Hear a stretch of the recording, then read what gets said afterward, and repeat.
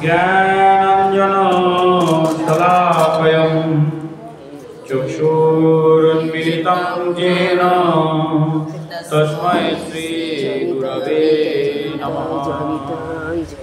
श्रीचैतन्यमनोभीष्टं स्थापितं येन भूतले स्वयं रूपं कदा मह्यं ददाति स्वपदान्तिकं। वन्देऽहं श्रीगुरु श्रीयुतपदकमलं श्रीगुरुणो वैष्णवंश्च श्रीरूपं शाग्रजातं सगनो रघुनाथान्वितं तं सजीवं साद्वैतं सावधूतं परिजनसहितं श्रीकृष्णचैतन्यदेवं श्रीराधाकृष्णपादान् सगनो ललिता श्रीविशाखान्वितं च। वाञ्छाकल्पतरुभ्यश्च कृपासिन्धुभ्यो एव च पतितानां पावनेभ्यो वैष्णवेभ्यो नमो नमो महावदनाय कृष्णप्रेम पदायते कृष्णाय कृष्णचैतन्य नाम्ने गौरविष्ये नमः। हे कृष्ण करुणा सिंधु दीनबंधु जगतपते गोपेश गोपिकाकान्त राधाकान्त नमोस्तुते। तप्त कांचन गौरांगी राधे वृंदावनेश्वरी विशोभानुसुते देवी प्रणमामि हरिप्रिये। नीलाचलनिवासाय नित्याय परमात्मने बलभद्र सुभद्राकान्त जगन्नाथाय ते नमः। जय श्री कृष्ण चैतन्य प्रभु नित्यानंद श्री अद्वैत गदाधर श्रीवासादि गौरभक्तवृंद। हरे कृष्ण कृष्ण कृष्ण हरे हरे हरे राम राम राम हरे हरे। ओम नमो भगवते वासुदेवाय। ओम नमो भगवते वासुदेवाय। ओम नमो भगवते वासुदेवाय। मुखं करोति वाचालं पंगुं लंघयते गिरिं यत्कृपातमहं वन्दे परमानन्दमाधवं। नारायणं नमस्कृतं नरं चैव नरोत्तमं देवीं सरस्वतीं व्यासं ततो जयमुदीरये। नमो विष्णुपादाय गौरपृष्ठ महात्मने श्रीमते असित कृष्ण ब्रह्मचारिणी नामिने भक्तिमाचार्य ख्यात गौरवाणी प्रचारक शरणागत पालाय नमः श्री गुरुवे नमः। भगवान श्री श्री राधा माधव श्रीमती राधा रानी जगन्नाथ बलदेव सुभद्रा महारानी चैतन्य महाप्रभु नित्यानंद प्रभु सर्वगोस्वामी प्रभुगण व्यासदेव जी महाराज सुखदेव जी महाराज आपन आपन गुरु महाराज सकल साधु गुरु ब्राह्मण और वैष्णव वृंद के प्रणाम जानिए तथा गौर संघ मंदिरे उपस्थित भक्तवृंद के प्रणाम जानिए आज के আমরা শনিবারের সান্ধ্য আগমনী কথা অনুষ্ঠান শ্রবণ করছি। তো আজকে কালকে তো আপনাদের এখানে তাহলে শুনেছেন আপনারা নিশ্চয় একাদশীর পাঠ কালকে আপনারা শ্রবণ করেছেন, তাহলে আজকে আর সে প্রসঙ্গে বলছি না। তো যাই হোক, যারা গতকাল একাদশী করেছেন তারা পুত্রদা একাদশী করেছেন, আর যারা আজকে একাদশী করলেন তাদেরকে আরো অনেক বেশি ধন্যবাদ। তারা দ্বাদশী ব্রত করলেন। তো যে যেরকম গুরুদেবের নির্দেশ সে অনুযায়ী গুরু বাক্যই হচ্ছে শ্রেষ্ঠ বাক্য, গুরু কথাই শেষ কথা। সেইভাবে কিন্তু করতে হবে। তো যাই হোক, এখানে কোনো তর্ক বিতর্ক প্রজল্পের ব্যাপার নেই। আমরা সবারই লক্ষ্য একটাই, ভগবানের কৃপা লাভ। একাদশী করলে যে বেশি কৃপা হবে, আর দ্বাদশী ব্রত করলে কম কৃপা হবে। আমার যদি ভগবানের প্রতি প্রেম ভক্তি না থাকে, কোনো কৃপাই হবে না। লক্ষ লক্ষ মানুষ একাদশী ব্রতও করছে, দ্বাদশীও করছে, কার্তিক ব্রতও করছে, হরিনামও করছে, সবই হচ্ছে, কিছুই লাভ হচ্ছে তো আমি আমার চোখে তো করছে না খুব একটা বেশি। আসল হচ্ছে প্রেম এবং ভক্তি। সেই প্রেম ভক্তির সার হচ্ছে চৈতন্য মহাপ্রভু কলিযুগে। সেই প্রেম ভক্তির সার হচ্ছে চৈতন্য মহাপ্রভু। তো এই প্রেম এবং ভক্তি কোথায় থাকবে? হৃদয়ে। আর এই হৃদয়টাকে মার্জন করার জন্যে মহাপ্রভু এই হরিনাম প্রবর্তন করেছে। এখন মহাপ্রভু দেখলেন যে হরিনামের প্রতিও জগতে মানুষের রুচি থাকবে না, তো তাই তিনি কিছু নিয়ম নিষ্ঠা, কিছু আচার, কিছু সদাচারের কথা বলেছেন। তার মধ্যে একাদশী একটা, যে একাদশী করলে আমাদের একাদশ ইন্দ্রিয় যা কিছু আছে, জ্ঞানেন্দ্রিয়, কর্মেন্দ্রিয়, মন, এগুলো শান্ত হবে। এবং আগামী যে 15টা দিন আমরা আরো সুন্দরভাবে ইন্দ্রিয় আর মন শান্ত হলে ভগবানকে আমরা ভজনটা ভালো করতে পারবো। এই জন্য একাদশী। তো যাই হোক, এখন সেই জন্যে আমরা একাদশী করব কি দ্বাদশী করব সেটা সম্পূর্ণ আমরা যে গুরুদেবের কাছ থেকে কৃপা প্রাপ্ত হব তার ইচ্ছা। কারণ অন্তিমে গুরু শরণ কেবল, গুরুদেবই কিন্তু এই আধ্যাত্মিক জীবনের যে মার্গ, সেই মার্গে গুরুদেবই শেষ কথা। ভগবান শেষ কথা নয়, গুরুদেব শেষ কথা। ভগবান যদি চায়, তিনি রুষ্ট হয়, তাহলে তার ক্ষমা আছে, কিন্তু গুরু রুষ্ট হলে তার ক্ষমা নেই। তো সেই জন্যে গুরুদেবের কৃপার ওপর ভরসা করেই যারা এই আধ্যাত্মিক জীবনের ডেভেলপমেন্ট করেছেন, উন্নতি করেছেন, পরপর যেসব মহাপুরুষেরা, সবারই এই একই সম্পদ, গুরু কৃপা। গুরু কৃপা ছাড়া এই পথে এক ফোঁটাও, একটা স্টেপও চলতে পারবে না। হাজার একাদশী, হাজার দ্বাদশী, হাজার ব্রত, নাম জপ, কিচ্ছু লাভ হবে না। তো এই গুরু কৃপা আপনার উপর কিভাবে হবে? সেই গুরু কৃপা লাভ হবে যখন গুরুদেবের নির্দেশ পালন করবে, তখন। আর ভগবানের কৃপা লাভ হবে কি করে?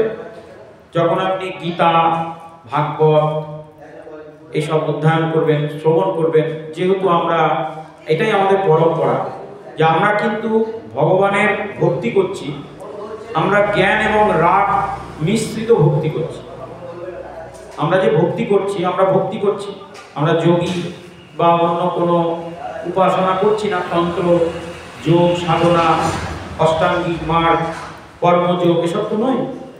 আমরা ভক্তি করছি, কারণ গীতায় ভগবান বললেন যে ভক্তিযোগ হচ্ছে সর্বোত্তম, তার মধ্যে সব আছে। এইবারে ভক্তিযোগ যদি সর্বোত্তম হয়, তাহলে আমরা জানি যে ভগবানের 4 ধরনের ভক্ত হয়। হ্যাঁ, তো তার মধ্যে যিনি জ্ঞানী, 4 ধরনের ভক্ত হয় আপনারা জানেন। কারা কারা? একজন হচ্ছে অর্থার্থী, জ্ঞানী, আর্তি, এবং হচ্ছে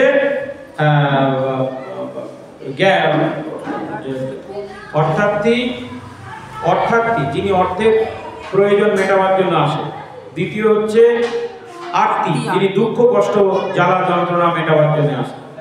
তৃতীয় হচ্ছে জিজ্ঞাসু, যার মধ্যে প্রশ্ন আছে, এই প্রশ্ন করতে করতে করতে করতে তিনি বুঝতে পারেন। আর চতুর্থ হচ্ছে জ্ঞানী, যার মধ্যে জ্ঞান হয়ে গেছে। ওই জিজ্ঞাসুই পরে জ্ঞানীতে পরিণত হয়, তখন তিনি ভগবানের ভক্তি করেন। এই যে জ্ঞানী, ভগবান বললেন অর্জুনকে যে 4 ধরনের ভক্তের মধ্যে জ্ঞানী ভক্তকে আমি সবচেয়ে ভালোবাসি, সে হচ্ছে আমার সবচেয়ে প্রিয়। তাহলে জ্ঞানটা কোথা থেকে আসবে? জ্ঞান আসবে শাস্ত্র থেকে। তো তার জন্যই মহাপ্রভু শাস্ত্রের প্রণয়ন করলেন, যে ধ্যান, ধারণা, সমাধি এসব তো রয়েছে, কিন্তু তার সাথে আপনাকে কিন্তু শাস্ত্র পাঠ এবং শ্রবণ করতে হবে। তো তার মধ্যে সর্বোত্তম তিনি আমাদের বললেন গীতা। গীতা পড়লে আমরা ভগবানকে, তিনি কোথায় থাকেন, কিভাবে কার্য করেন সেটা জানতে পারব। গীতা যেখানে শেষ হলো সেখানে শুরু হলো ভাগবত। গীতা যেখানে সমাপ্তি হলো সেখানে শুরু হলো ভাগবত। সেখান থেকে ভাগবতের যাত্রা শুরু। ভগবানের কর্ম এবং জ্ঞান এবং লীলা, তার মাহাত্ম্য আমরা মুনি ঋষিদের কাছ থেকে শ্রবণ করছি। তার মানে গীতা থেকে আমরা ভগবানকে জানলাম, ভাগবত থেকে আমরা ভগবানকে প্রাপ্ত হওয়ার উপায় জানলাম। এবার যেখানে ভাগবত সমাপ্ত হলো, বিরাম হলো, সেইখান থেকেই চৈতন্য চরিতামৃত শুরু হলো। তো এই চৈতন্য চরিতামৃত শুরু হলো আমরা এখানে, যার জন্যে গীতা ভাগবতের মানে কি বলবো সমাপ্তির পর চৈতন্য চরিতামৃত যেহেতু, তাই এখানে শুরুই হচ্ছে যে আপনি কিভাবে কৃষ্ণ প্রেম, কৃষ্ণ ভক্তি প্রাপ্ত হবেন। তো মহাপ্রভু সেই কৃষ্ণ প্রেম যা অনাদিকাল থেকে জগৎকে দেওয়া হয়নি, যা অনাদিকাল থেকে কেউই প্রাপ্ত হতে পারছে না, সাধনা করছে কলিযুগের মানুষকে উদ্ধারের জন্য, মহাপ্রভু এই কৃষ্ণ ভক্তি এবং কৃষ্ণ প্রেমের যে মার্গ সেটা কিন্তু তিনি দেখালেন। এবং সেই সঙ্গে সঙ্গে কৃষ্ণদাস কবিরাজ মহাপ্রভুর চৈতন্যের চরিত্র রূপ অমৃত তিনি লোককে প্রদান মানব সমাজে দিতে চাই। যে মহাপ্রভুকে তিনি কোথা থেকে এলেন তাকেও আমাদের জানা দরকার। আমরা কৃষ্ণকে জানলাম গীতা থেকে, ভাগবত থেকে তার লীলা শ্রবণ করলাম। এবার এই কৃষ্ণই যে চৈতন্য চরিতামৃত গ্রন্থে তাকে আবার নতুন করে ব্যাখ্যা করা হলো, সেইটা যদি আমরা বুঝতে পারি তবেই কিন্তু আমরা ভক্তির প্রথম পদক্ষেপ নিতে পারলাম। বুঝতে পারছেন সকলে? ভক্তির প্রথম পদক্ষেপ চৈতন্য চরিতামৃত উপলব্ধি করা। যতক্ষণ আপনি গীতা পড়লেন, যতক্ষণ ভাগবত পড়লেন, ততক্ষণ এখনো ভক্তি করেননি, শুধু জানলেন। আপনি জ্ঞানী স্তরে রয়েছেন, জ্ঞানী স্তর। আর জ্ঞানী ভক্তকে ভগবান সবচেয়ে বেশি ভালোবাসেন, আমরা আগে শ্রবণ করলাম। এবার এই জ্ঞানী যখন ভক্তি করবে সে কিভাবে করবে, তারপর মহাপ্রভু দেখালেন এই চৈতন্য চরিতামৃত গ্রন্থে, যেটা আমরা দীর্ঘদিন ধরে এখানে আলোচনা করছি। আমরা আদিলীলার চতুর্থ পরিচ্ছেদের 198 শ্লোক পর্যন্ত আগের দিন আলোচনা করেছিলাম। আজকে 199 শ্লোক থেকে আলোচনা করব। জয় জয় শ্রী শ্রী চৈতন্য চরিতামৃত কি। প্রীতি বিষয় আনন্দে তদাশ্রয় আনন্দ, তাহা নাহি নিজ সুখ বাঞ্ছার সম্বন্ধ। তাহলে আপনারা অনেকদিন থেকে যেহেতু শ্রবণ করছেন, এর আগের বিষয়গুলো আপনাদের সবারই কিছু না কিছু মনে আছে, ধরে নিচ্ছি। আর যারা এখনো চৈতন্য চরিতামৃত শ্রবণ করেননি তারা কিন্তু অবশ্যই এই ইউটিউব চ্যানেলে পরপর সিরিজ অনুযায়ী দেওয়া হচ্ছে, আপনারা সেখান থেকে দেখে নেবেন। তা আমরা দেখছিলাম প্রীতি বিষয় আনন্দের তদাশ্রয় আনন্দ, তাহা নাহি নিজ সুখ বাঞ্ছারও সম্বন্ধ। প্রীতি বিষয় আনন্দে, দেখুন যদি বিষয় এবং আমাদের আনন্দ কিসের উপর নির্ভর করে, আমি বারবার বলেছি আমাদের আনন্দ প্রথমে নির্ভর করে বিষয়ের উপর, তারপর নির্ভর সেই বিষয়কে আমাদের দেবে চলে গেল সেই ব্যক্তির কাছে। তাহলে আনন্দ, আমাদের আনন্দ, জাগতিক আনন্দ নির্ভর করছে কিসের উপর? বিষয়ের উপর। বিষয় যে কোনো কিছু হতে পারে, খাওয়া। ধরুন আমি একটা ছোট্ট উদাহরণ দিচ্ছি, আজকের আমার বিষয় খাওয়া। আমার খুব লুচি আর হালুয়া খেতে ইচ্ছা করছে, সুজির হালুয়া খেতে ইচ্ছা করছে, এটা হচ্ছে বিষয়। এবার বিষয় হলো যে আমার খেতে হবে পেট ভরে লুচি আর হালুয়া। এইবার এইটা যখন মানে আনন্দটা ওই উপভোগের মাধ্যম, তখন মন বলল যে লুচি আর হালুয়া কে বানাতে পারে? অমুক মাতাজি বা অমুক ব্যক্তি বা অমুক দোকানে পাওয়া যায়। তখন কি হলো, সেই বিষয় ব্যক্তিকে নির্দেশ করে দিল, মনকে বলে দিল বুদ্ধি, যা ওই দোকানে ভালো লুচি হালুয়া পাওয়া যায় বা ওই মাতাজি ভালো বানায় ওখানে। এইবার দেখা গেল লুচি আর, তাহলে আনন্দটা আমাদের কোথায় হলো? খাদ্যে। আমি একটা উদাহরণ দিচ্ছি এরকম। এইবার দেখা গেল লুচি আর হালুয়া খেয়ে আমার অম্বল হয়ে গেল, তার আনন্দ হলো না? বা অধিক খাওয়ার প্রভাবে অম্বল হয়ে গেল, বা যার ব্যক্তির বাড়িতে লুচি হালুয়া পাওয়া যাবে সে নেই, বা তাকে পাওয়াই গেল না, দোকান বন্ধ, তখন কিরম হবে মনটা? আর আনন্দ হবে? ভেবে দেখুন বিষয়টা ভালো করে, আমরা কোন জায়গায় পড়ে আছি আনন্দটা। তখন আর আনন্দ হবে না। যে আনন্দ নিয়ে আমি ছুটছিলাম, আমার মনের মধ্যে যে আনন্দের মানে স্ফুরণ করছিল, নিমেষের মধ্যে সেটা হারিয়ে গেল। এটাকে কি আনন্দ বলা যায়? চৈতন্য চরিতামৃত বলছে না, এটা আনন্দ না, এটা হচ্ছে আনন্দের ছায়া, এটা হচ্ছে ছায়ারূপ আনন্দ। আমরা কিন্তু এটা একটা উদাহরণ দিলাম, এইরকমই আমাদের আনন্দগুলো এরকম। আমরা মন বলে যে এই কাজটা করলে এখন খুব আনন্দ হবে, সঙ্গে সঙ্গে নির্দেশ করে দেয় যে ওই কাজটা কে করতে পারবে, অমুক বা তমুক বা সেই জায়গা ওইখানে। এবার সেটা যদি ঠিকভাবে পয়েন্টে পয়েন্টে হলো তাহলে হলো আনন্দ, আর না হলে তখন ওই বিষয়টা থেকে আবার নিরানন্দ হয়ে গেল। যেমন অধিক লুচি আর সুজি খাওয়ার ফলে পেট গরম হয়ে গেল, শরীর খারাপ হয়ে গেল, বা সেই ব্যক্তি ভালো বানায়নি, চিন্তা করতে করতে চলে গেলাম, দুজনে ঝগড়া লেগে গেল, আনন্দ নিরানন্দে পরিণত হয়ে গেল। এখন আপনারা বলছেন যে প্রভু এসব বলে আমাদের লাভ আছে। লাভ হচ্ছে আমরা তো এইরকমই কোনো না কোনো আনন্দের পেছনে ঘুরছি, তার মানে আমাদের আনন্দ আমার কাছে নেই, আমার আনন্দ লুকিয়ে আছে অন্য কারোর মধ্যে।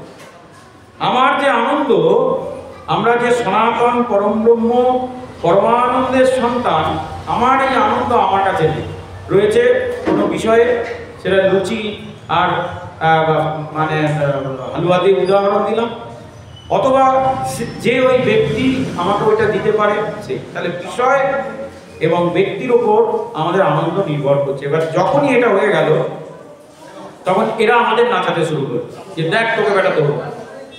আমরা দুঃখ পেলাম, আমরা আনন্দ করতে চেয়েছিলাম কিন্তু দুঃখ পেলাম। তার মানে অন্যের দ্বারা আমরা সবসময় আনন্দ পাচ্ছি, আবার অন্যের দ্বারা নির্ভর করেই আমরা দুঃখ পাচ্ছি।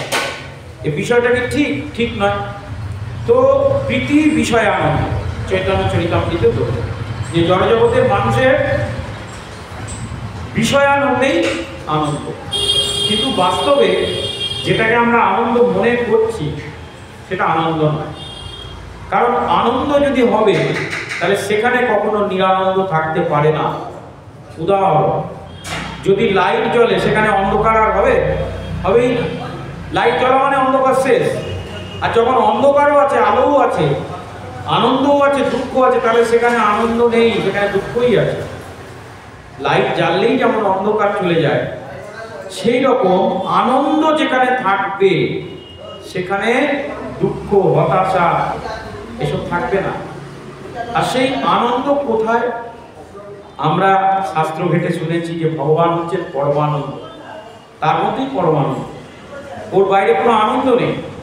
আমরা ওর বাইরে আনন্দ খুঁজে বেড়াচ্ছি যুগ যুগ ধরে। বিশ্বাস করুন, যুগ যুগ ধরে আমরা ভগবানকে ভুলিয়া তোমারে সংসারে আসিয়া পেয়ে নানাবিধ ব্যথা, আমরা নানাবিধ সংসারে ব্যথা পাচ্ছি, কারণ ভগবানকে ভুলে গেছি। কিন্তু আনন্দ করতে ছাড়িনি, আনন্দ করতে ছাড়িনি। গান আছে একটা, জানেন তো? আমার চুল পাকিল দান করিল, আমার চুল পাকিল দান করিল, মনটা পুরা হইল না, ওগো মনটা পুরা হইল না। আমি যে রসের মানুষ তুমি চিনলা না গো, আমি যে শখের মানুষ তুমি চিনলা না। তাহলে সে ওর উপর নির্ভর করে তার আনন্দ করতে যাচ্ছে। তো তার জন্যে সে তাকে বলছে যে আমি তো শখের মানুষ, রসের মানুষ, চিনলে না, তাই তুমি আনন্দ বুঝলে না। তাহলে এই যে আনন্দ, এগুলো হচ্ছে সব বিষয় আনন্দ। বিষয় আসলে থেকে আমরা নানান প্রকারের আনন্দ পেতে চাচ্ছি, এবং আনন্দটাও না তার আশ্রয়ে আছে, ভেবে নিয়েছি আমার কাছে আনন্দ নেই, আনন্দটা ওই ব্যক্তি আছে, ও দিলে পাবো, না দিলে পাবো না, এরকম হয়ে গেছে। তাই যখনই আমাদের এরকম হবে, তখন দ্বিতীয় দিকে যে ব্যক্তি বসে থাকবে সে আমাদের নাচাতে শুরু করবে। সে যেমন নাচাবে আমি তেমনই নাচবো। কিন্তু বাস্তবে কি? তাহা নাহি নিজ সুখ বাঞ্ছার সম্বন্ধ। কিন্তু গোপীদের ব্যাপারটা কি ছিল?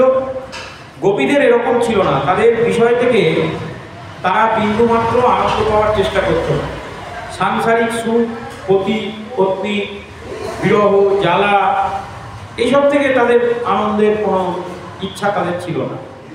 এবং তাদের আনন্দ, তার একমাত্র আশ্রয় ছিল গোবিন্দ।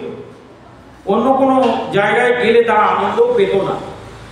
তো তাই সেই আনন্দটা আবার তারা কেন পেত? গোবিন্দের আশ্রয় কি আমরা নেই? তাহলে আমরা গোপীদের মতো আনন্দ পাচ্ছি না কেন? তার কারণ হচ্ছে তাহা নাহি নিজ সুখ বাঞ্ছা সম্বন্ধ। আমরা যারা কৃষ্ণ ভজনা করে এখনো আনন্দ পাচ্ছি না, ভালো করে শ্রবণ করবে, তারা কিন্তু গীতায় লেখা ওই 4 ধরনের যে ভক্ত ভগবান বলেছিলেন তার মধ্যে প্রথম শ্রেণীর ভক্ত, যারা আমাদেরকে বলা হয় অর্থার্থী, আত্মী।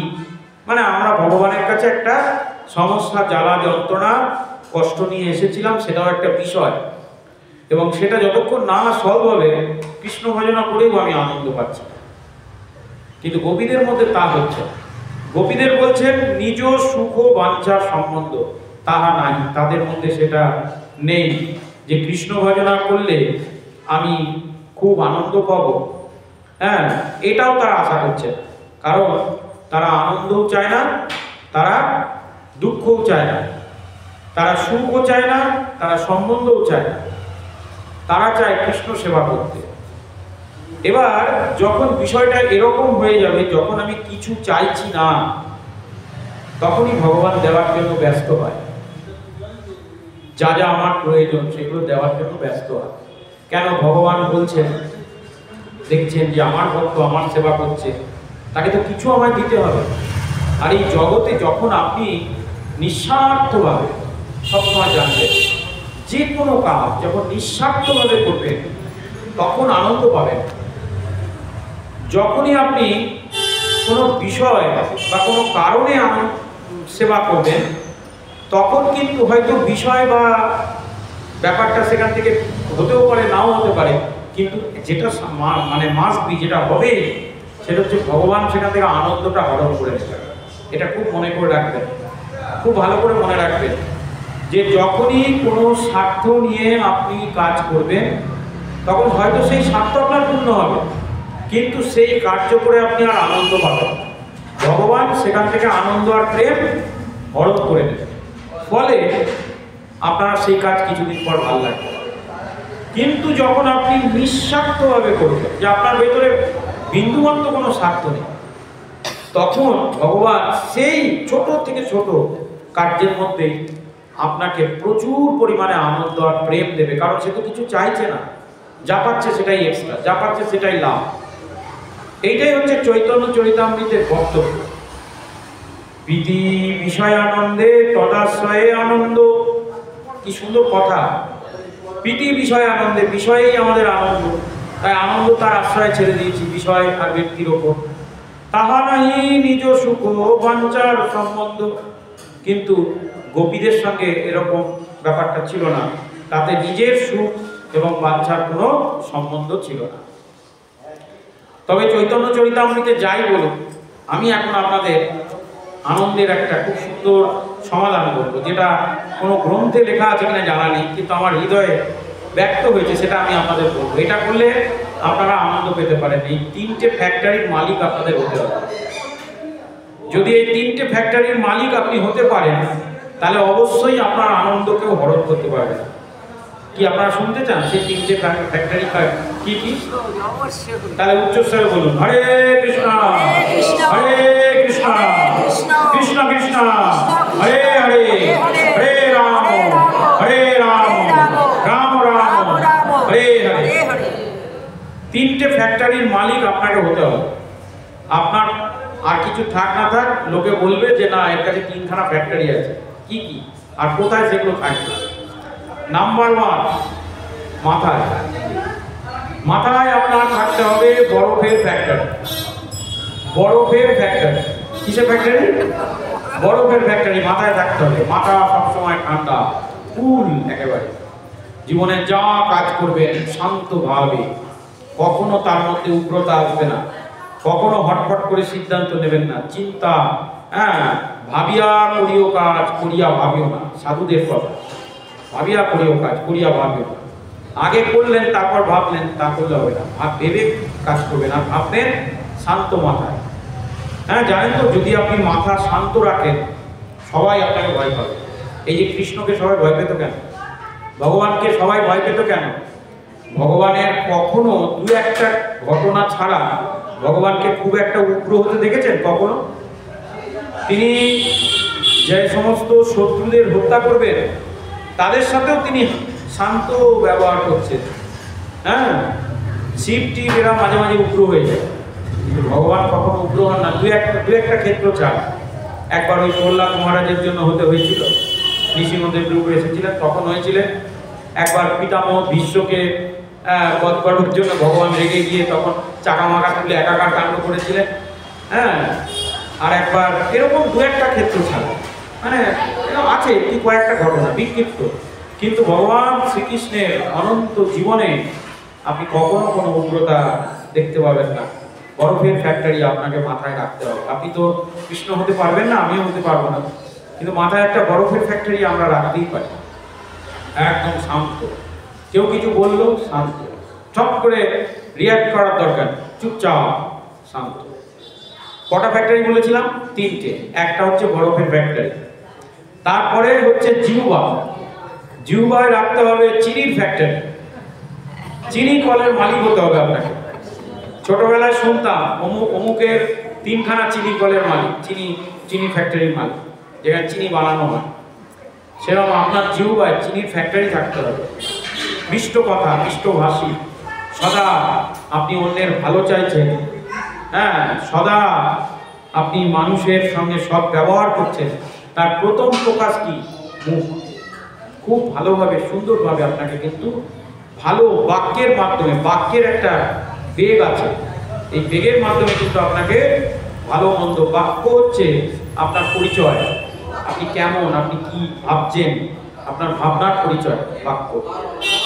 তো তাহলে দ্বিতীয় ফ্যাক্টরি হয়ে গেল আপনার জীবের চিনির ফ্যাক্টরি। আর তৃতীয় ফ্যাক্টরি হচ্ছে হৃদয়। হৃদয়টাকে আপনাকে স্টিল ফ্যাক্টরি বানাতে হবে, স্টিল প্ল্যান্টের মালিক রতন টাটার মতো। এই তিনটে ফ্যাক্টরি, তার মানে আমি কঠোর হতে বলছি না, কিন্তু স্টিল মানে কি? ওই যে কর্ণের কাছে দেখেছিলেন কবচ ছিল, মারতো তীর আর কোনোটাই ভেতরে ঢুকতো না। সেই রকম বাক্যের বাণ আপনার কাছে আসবে, লোকে আপনাকে কষ্ট দেবে, দুঃখ দেবে, যন্ত্রণা দেবে, ছেড়ে চলে যাবে, ভালোবাসার নামে ঠকাবে, প্রতারণা করবে, নো ম্যাটার, কারণ আমার হৃদয়টা হচ্ছে স্টিল। তাহলে তিনটে ফ্যাক্টরির মালিক যদি আপনি হতে পারেন, আপনি জীবনের যে কার্যে যেখানে যে অবস্থায় আছেন সফল হতে পারবেন। এবার মিলিয়ে নেবেন, এই তিনটি জায়গায় কোথাও কোথাও গন্ডগোল হয়েছিল বলে আমরা জীবনে নানা সমস্যায় পড়েছি। এই তিনটে ফ্যাক্টরির মধ্যে কারো দুটো ফ্যাক্টরি আছে, একটা নেই। কারো মাথা ঠান্ডা, জিহ্বাতেও হয়তো আছে, চিনির কল আছে, চিনি ফ্যাক্টরি, হৃদয়ে নেই, স্টিল ফ্যাক্টরি। তিনটে কম্বিনেশন, ওই জন্য তো দিলাম। এই তিনটের মালিক যখন আপনি হতে পারবেন, একটা হচ্ছে মাথায় বরফের ফ্যাক্টরি, জিহ্বায় চিনির ফ্যাক্টরি, আর হৃদয়ে স্টিল ফ্যাক্টরি। যখন আপনি হবেন দেখবেন আপনাকে লোকে দুঃখ দিলেও হচ্ছে না, উল্টে তার সাথে আপনি মধুর ভাষণ, আর আপনাকে মাথা সবসময় ঠান্ডা, সবসময় সুচিন্তা, মানুষের শুভ চিন্তা, মানুষের ভালো চাওয়া। জয় জয় শ্রী শ্রী চৈতন্য চরিতামৃত কি জয়। তাহলে গোপীদের আমরা দেখলাম বিষয়ের প্রতি এনাদের কোনো প্রীতি নেই। নিরুপাধি প্রেম যাহা তাহাই রীতি, প্রীতি বিষয় সুখে আশ্রয়ের প্রতি, নিজ প্রেমানন্দে কৃষ্ণ সেবানন্দ পদে, সে আনন্দের প্রতি ভক্তের হয় মহাক্রোধে। আরো সুন্দর তত্ত্ব, যদি আগেরটা বুঝতে পারি তাহলেই আমরা এটা বুঝতে পারবো। নিরুপাধি প্রেম যাহা তাহা এই রীতি। তখন ভক্তরা প্রশ্ন করছেন যে বিষয়ের প্রতি তাদের কোনো আনন্দ নেই, যে বিষয় দান করবে তার প্রতি আনন্দ নেই, দানকে আনন্দ কেবল কৃষ্ণ সেবা। তাহলে এটা কি ধরনের প্রেম? তখন বলা হলো নিরুপাধি প্রেম যাহা তাহা এই রীতি। নিরুপাধি, আমরা মানুষকে প্রেম করি, কিন্তু আমাদের একটা উপাধি না হলে আমাদের প্রেমটা যেন সফল হচ্ছে না, তাই না? উপাধি। উপাধি কি? ধরুন আপনি স্বামীকে ভালোবাসেন, ভালো তখনই বাসবেন যখন আপনার নামের সাথে তার নামের টাইটেলটা যুক্ত হয়ে যাবে। যে আপনি হয়তো আগে দাস ছিলেন, এখন ঘোষ হয়েছেন, কেন? ওই টাইটেলটা। তাহলে উপাধি হয়ে গেল যে আমি তো তার সেবা করছি, সব কিছু করছি, কিন্তু এখন তার থেকে আমি এই উপাধি পেয়েছি। কারণ উপাধির দরকার কি? ওইটা যদি না থাকে তাহলে কি হতো না? হতো। যদি আমাকে ছেড়ে চলে যায়, আর তখন আমি কোথায় যাব? সেই জন্য গোত্র চেঞ্জ হয়ে গেল, হ্যাঁ, পদবি চেঞ্জ হয়ে গেল, সব চেঞ্জ হয়ে গেল। তাহলে এগুলো প্রেম ঠিকই, কিন্তু এর মধ্যে উপাধি দরকার হচ্ছে। আবার ধরুন আমি ভগবানকে ভালোবাসি, কিন্তু আমার নামের আগে যদি একটা আচার্য, আমার নামের আগে একটা অধিকারী, একটা গোস্বামী, বা আমি একটা কোনো বিশেষ পদে রয়েছি, এইটা যদি না হয়, আমাকে কি ভক্ত হিসাবে মানায়? তাহলে উপাধি। তাহলে আমরা ভগবানকে ভালোবাসি কি করে? উপাধি নিয়ে। অনেকে আবার বলেন যে না, আমার নাম অমুক তমুক দাস, ভগবানের দাস। তাহলে সেই দাসও তো একটা উপাধি। তাহলে এই যে আমরা যখন ভালো ভগবানকে, দেখুন জগতে আমরা অনেক নিঃস্বার্থ কর্ম করি, কিন্তু ভগবানের কাছে যখন আমরা আসছি তখন আমরা উপাধি চাইছি, যে আমি যেন তোমার ভালো ভক্ত হতে পারি। এই যে ভক্ত হতে পারি, এটাও উপাধি। কারণ আমরা খুব বুদ্ধিমান, শেয়ানা, চালা, আমরা জানি যে ভগবানের ভক্ত হলে ভগবান তাকে পদে পদে রক্ষা করবে। কেন অভক্ত হলে রক্ষা করবে না? কে বলেছে? তাহলে যারা অভক্ত তাদের রক্ষা হচ্ছে কি করে? ভগবান হচ্ছেন সবাইকে রক্ষা করেন। কাকে রক্ষা করেন? যিনি ভগবানের ভক্ত তাকেও রক্ষা করেন, যিনি অভক্ত তাকেও রক্ষা করেন, কিন্তু কর্ম অনুযায়ী তাকে তিনি সাজা দেন। ধরুন একজন ভক্ত, তিনি অন্যায় করেছেন, আর একজন অভক্ত, তিনি কোনো অন্যায় করেননি, তিনি সৎপথে চলেন, ভগবানকে বেশি পাত্তা দেন না, কিছুই করেন না, কিন্তু সৎপথে চলেন, সত্য কথা বলেন, নিজে কখনো কারো খারাপ চান না, খারাপ করেন না। আমি আপনাদের বলছি, সেই ভগবানের ভক্ত পদে পদে শাস্তি পাবে, কিন্তু ওই যে সৎ ব্যক্তি, সে হয়তো ভগবানকে ভালোবাসে না, মন্দিরেও যায় না, প্রণামও করে না, কিন্তু ভগবান তাকেও রক্ষা করবে। তার কারণ কি? তিনি সবাইকে রক্ষা করবে, কিন্তু ভক্তকে ভগবান বিশেষভাবে রক্ষা করবে। এটাও তত্ত্ব। তাই আমাদের ভক্ত হতে হয়। কিন্তু ভক্ত হয়ে যদি আমরা কোনো উপাধি আশা করি, যে আমি অনুজ, অমুকের তমুক, তমুকের অমুক, না, আমরা কেউ না। আমার পরিচয় একদম ভগবানের দাসের দাসের দাসের দাসের দাস। কোনো উপাধি থাকলে হবে না। নিরুপাধি প্রেম যাহা তাহা এই রীতি। যারা এইরকম ভাবে নিরুপাধি, কোনো উপাধি ছাড়াই ভগবানকে ভালোবাসার জন্যে শুধু ঘর ছেড়েছে, প্রীতি বিষয় সুখে আশ্রয়ের প্রীতি, তো তারাই কিন্তু ভগবানের চরণকে আশ্রয় করে, হ্যাঁ, আশ্রয় প্রাপ্ত হয়েছে। নিজ প্রেমানন্দে কৃষ্ণ সেবানন্দে বাঁধে, সেই আনন্দের প্রতি ভক্তের হয় মহাক্রোধে। আর ভগবানও যারা উপাধি মুক্ত হয়ে সব অভিলাষ ত্যাগ করে ভগবানের কাছে আসে, নিজ প্রেমানন্দে কৃষ্ণ, ভগবান শ্রীকৃষ্ণ কি করেন? নিজে প্রেম প্রাপ্ত হবে। প্রেম প্রাপ্ত হতে কে না চান? আপনিও চান, আমিও চাই। কি চান না? কেউ আপনাকে ভালোবাসুক, প্রেম করুক, এটা সবাই চায়, ভগবানও চায়। ভগবান চাই বলে আমরা চাইবো? কেন চাইবো না? প্রেমে আমাদের সকলের অধিকার। প্রেম থেকে আমরা পালাবো কেন? প্রেম করা কি খারাপ নাকি? হ্যাঁ, প্রেম ভালোবাসা এগুলো খারাপ নয়। তো নিজ প্রেমানন্দে কৃষ্ণ, তো কৃষ্ণ তিনি নিজে প্রেমের আনন্দকে উপভোগ করবেন বলে সেবানন্দে বাঁধে। তাকে গুরুর মাধ্যমে, এই যে একাদশী করুন, দ্বাদশী করুন, গুরুদেব কেন বলছে? এই জন্য বলছে, আপনি দীক্ষা নিলেন, সব কিছু করলেন, কিছুই করলেন না, ব্রত করলেন না, জপ করলেন না, নাম করলেন না, গুরুর সঙ্গে দেখা করলেন না, কিছুই করলেন না, তাহলে কি ভগবান এবং গুরুর সঙ্গে কোনো সম্পর্ক থাকলো? থাকলো না। সেবা নিজ প্রেমানন্দে কৃষ্ণ সেবানন্দে বাঁধে। এই গুরুর মাধ্যমে ভগবান যখন কি করে? এই ভক্তদের সেবানন্দে বাঁধে। সেবার মাধ্যমে তাকে যুক্ত করেন। গুরুদেব ওই জন্য বলেন যে তুমি ওই সেবাটা করবে, তুমি এই কাজটা করবে, তুমি গান গাইবে, তুমি কীর্তন করবে, কাল তুমি এসে এখানে পাঠ দেবে, এগুলো বলে না? যারা যারা আপনারা গুরুদেবের কাছে বেশি যান, গুরুদেব দেখবেন এরকম তাদের অনেক সময় বলে। কেন বলে? গুরুদেব বলে যাতে আপনি ভগবানের সাথে সেবা করে কৃষ্ণের সঙ্গে একটা সম্বন্ধ তৈরি করতে পারেন। এইবার এইভাবে যখন দিনের পর দিন সেবা হয়, সে আনন্দের প্রতি ভক্তের হয় মহাক্রোধে। সেই আনন্দের যদি বাধা হয় তখন আবার ভক্ত ক্রোধ করতে শুরু করে। যেমন ধরুন এখানে পরের উদাহরণ দেওয়া হবে, আমি আর নিজে থেকে বলবো না, আমি শুধু ব্যাখ্যাটা করছি। নিঃস্বার্থ প্রেমের এই হচ্ছে নীতি। যারা নিঃস্বার্থভাবে প্রেম করেন, ভালোবাসেন, সেটাই তাদের নীতি। প্রীতি বিষয় সুখে তো নিজের প্রেমানন্দে যখন কৃষ্ণের বাধা সৃষ্টি করে তখন ভক্তের সেই আনন্দের মহাক্রোধ হয়। অর্থাৎ আমি হরিনাম করছি, অন্য কেউ এসে বাধা দিচ্ছে, তখন ভক্তের কিন্তু ক্রোধ হয়। আমি ভাগবত পাঠ করছি, কোথাও চেঁচামেচি হচ্ছে, আমারও কিন্তু ক্রোধ হয়। হ্যাঁ, হয়তো আমি প্রকাশ করছি বা কেউ করছে না। তো এইগুলো কারণ কি? কৃষ্ণ সেবার বাধা হচ্ছে। তো এই যে ব্যাপারটা, এটা কি হয়, ভগবানের সাথে ভক্তের একটা খুব সুন্দর বন্ধন তৈরি করে, যেটাই ব্যাখ্যা করা হচ্ছে যে বিষয় সুখ আর কৃষ্ণ সেবার সুখ কিন্তু আলাদা। কৃষ্ণ সেবা করতে করতে অনেক সময় মানুষ না দেখবেন ক্রোধী হয়ে ওঠে। কারণ ক্রোধী হয়ে ওঠে কেন? অনেকে বলে যে ভক্তি করে তোমার ক্রোধ বেড়ে গেছে। কেন বেড়েছে বলুন তো? কারণ এই কৃষ্ণ ভজনে কোনো বাধা সৃষ্টি হলে, কোনো বিঘ্ন সৃষ্টি হলে তখন তার রাগ হয় যে আমি ভগবানের ভজনা করছি, এই জায়গাটা কেন বাধা হচ্ছে, তখন সে ক্ষোভের প্রকাশ করে। গোপীরাও এরকম করেছে।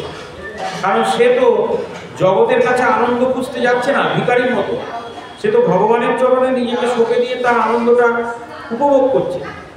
তো তাই এই আনন্দে যদি আবার বাধা হয় তখন সে কিন্তু ক্রোধিত হয়। যেরকম অঙ্গ স্তম্ভারম্ভ উদয়ঙ্গ প্রেমানন্দ দারুকলা, অঙ্গ স্তম্ভারম্ভ উদয়ঙ্গ প্রেমানন্দ দারুকো ন অভিজ্ঞানা কংস আরতে বিজনৈ যেন সাক্ষাতে অভ্যোদিয়ান অন্তরায়ণ বাধিও। শ্রীমদ্ ভাগবতমে শ্রীমদ্ ভক্তি রসামৃত সিন্ধু এটা শ্লোক, কৃষ্ণদাস কবিরাজ এই শ্লোকটাকে এখানে রেখেছেন। রূপ গোস্বামী বিরচিত ভক্তি রসামৃত সিন্ধু, যেখানে বলা হচ্ছে এই শ্লোকের অর্থ এই যে কৃষ্ণকে চামর ব্যঞ্জন করার সময় ভগবত প্রেমের প্রভাবে দারুকের দেহ স্তম্ভভাবের উদয় হয় এবং সেবায় বাধা সৃষ্টি হচ্ছিল, তাই তিনি প্রেমানন্দকে অভিনন্দন করলেন না। ভগবানের বুঝতে হবে ব্যাপারটা, ভগবানের এক ভক্ত দারুক, ভগবান কোনো কার্যে লিপ্ত আছেন বা বিশ্রাম নিচ্ছেন, ভগবানের সেই সেবক দারুক ভগবানের সেবা করছে, কি চামর দোলাচ্ছে। চামর দোলানো মানে ভগবানকে হাওয়া দেওয়া হচ্ছে। আগেকার দিনে তো এইসব এসি, এইসব এয়ার কুলার এসব ছিল না, তাহলে ভগবানের শরীরের যে উত্তাপ কি করে সেটা শান্ত হবে। তো তাই দেখবেন আগেকার দিনে সব মন্দিরে, রাজাদের বাড়িতে ভগবানকে এইভাবে চামর দোলানো হতো, বাইরে থেকে হাওয়ার ব্যবস্থা করা হতো, এইভাবে এইভাবে হাওয়া করত, খুব আরামে হাওয়া। এবং এই সেবার জন্য লোক পাওয়া যেত, এক ধরনের সেবক ছিল, ওটাই তাদের কাজ, শুধু পাকা দোলা। তো দারুণ ভগবানের ভক্ত, সে ভগবানকে এইভাবে হাওয়া দিচ্ছে, সেবা করছে। আর কৃষ্ণ প্রেম, খুব ভালো করে বুঝবেন বিষয়টা, কৃষ্ণ প্রেম তাকে স্পর্শ করতে চাইছে, ভগবানের সেবা করছে, তো সেবা করলেই আনন্দ আর প্রেম আসবে।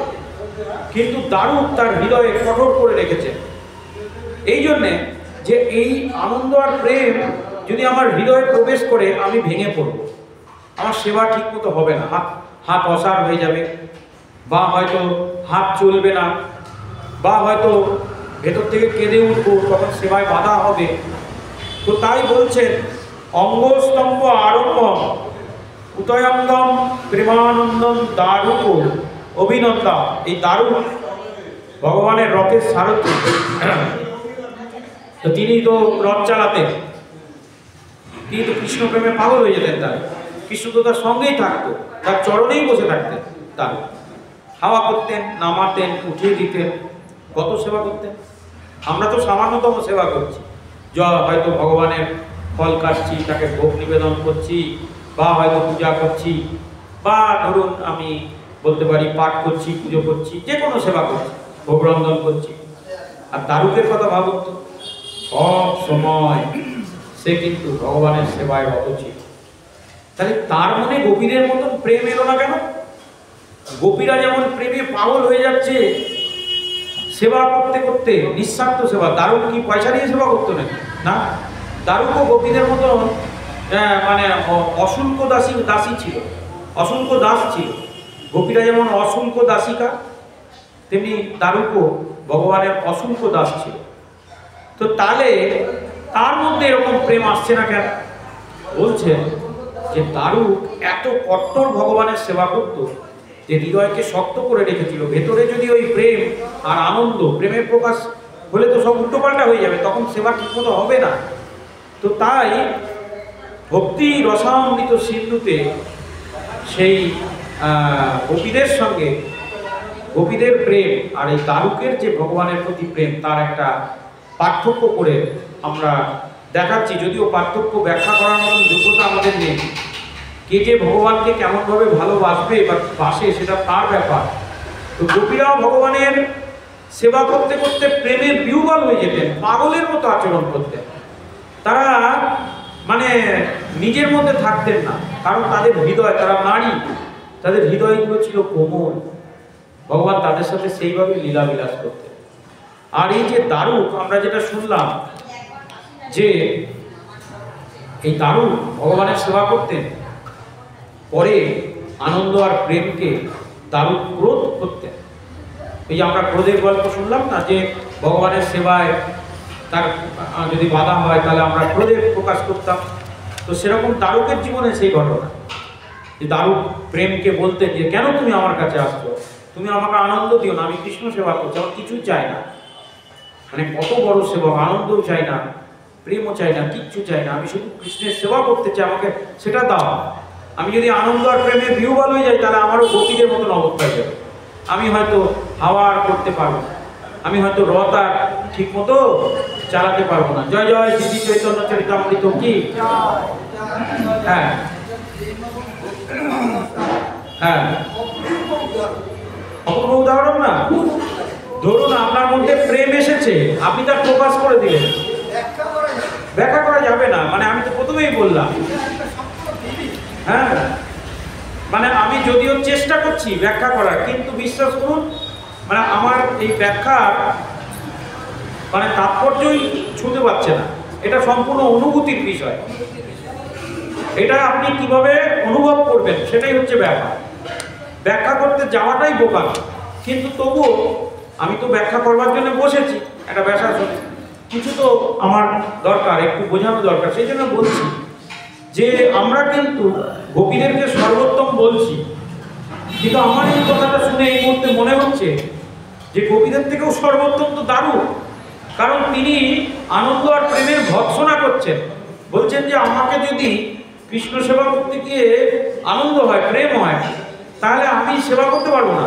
আমি গোপীদের মতন ওই ভগবানের চরণে লুটুপুটি খাবো, হ্যাঁ, তার চরণ ধরে কাঁদতে শুরু করবো, তাদেরও ভগবানের সেবার বিঘ্ন করবো। তাই তাদের হাঁটিয়ে দিচ্ছেন, যাও আমাদের এখানে দরকার নেই।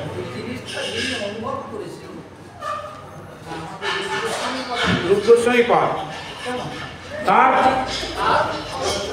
সেটাই তো, এটা হচ্ছে ব্যাপার, এটাই হচ্ছে ব্যাপার। তার রূপগোস্বামী পাঠ মানে মহাপ্রভুরই মানে পার্শ্বদ, আর মহাপ্রভু স্বয়ং কৃষ্ণ। তো তাই আমরা বুঝতে পারছি যে প্রেমের ব্যাখ্যা আমরা দিতে পারবো না। প্রেম ক্রোধের মাধ্যমেও হয়, প্রেম ভালোবাসার মাধ্যমেও হয়, প্রেম সেবার মাধ্যমেও হয়, প্রেম আলিঙ্গনের মাধ্যমেও হয়, প্রেম চুম্বনের মাধ্যমেও হয়। আর যিনি আপনাকে ক্রোধ প্রকাশ করছেন ওটাও কিন্তু প্রেম, ওটা প্রেমের পরাকাষ্ঠা। ক্রোধের মাধ্যমে সে আপনাকে কিছু বলতে চাইছে, সে কোনো আপনার ভালো চাইছে, সে হয়তো আপনাকে বাধা দিচ্ছে। তাই তো এইভাবে আমরা ওই জন্য আগের শ্লোকটা আমরা দেখলাম যে নিজাও প্রেমানন্দে কৃষ্ণ সেবানন্দ বাধে, আর সেই আনন্দে প্রতি ভক্তের হয় মহাপ্রদে।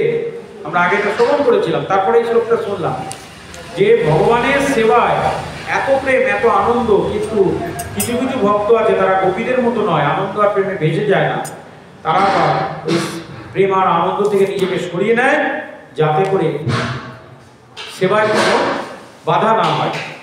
জয় জয় শ্রী শ্রী চৈতন্য চরিতামৃত কি আপনারা কি বুঝতে পারছেন আমি যা বলতে চাইলাম? হরে কৃষ্ণ। সকলে ভালো থাকবেন।